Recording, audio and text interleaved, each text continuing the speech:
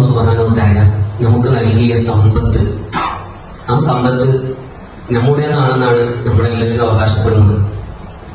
നമ്മുടേതാണ് എന്ന് അവകാശപ്പെടുന്ന സമ്പത്ത് മുഴുവനും ഏതാണ് എന്ന് നമ്മളെപ്പോഴും ചിന്തിക്കണം. ഉദാഹരണത്തിന്, ഞാൻ നിങ്ങളുടെ കീശയിൽ നിന്ന് ക്യാഷ് എടുത്താൽ അവിടെ പറയും അതെന്റെ ക്യാഷാണ്.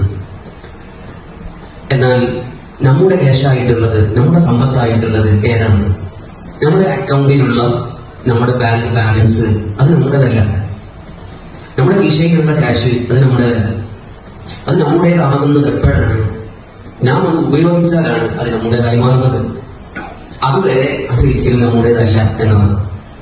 കാരണം 1,00,000 അക്കൗണ്ട് ബാലൻസ് ഉള്ള ഒരു വ്യക്തി മരണപ്പെട്ടു എന്ന് വിചാരിക്കാം.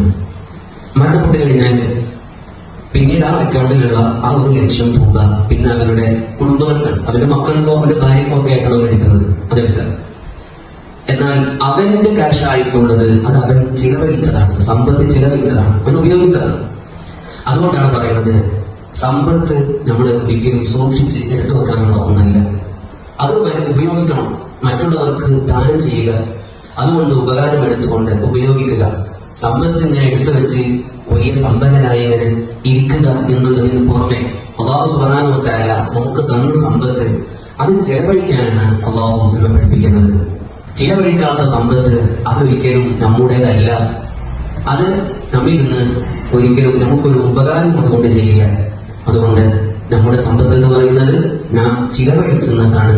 ഇൻഷാ അല്ലാഹ് ആ രീതിയിലാണ് നമ്മുടെ സമ്പത്തിനെ, പരിശുദ്ധമായ ശൈലിയൊക്കെ ആ രീതിയിൽ നമ്മുടെ സമ്പത്തിനെ ചിലവഴിക്കുക, അല്ലാഹുവിന്റെ മാർഗത്തിൽ നാം ചിലവഴിക്കുക.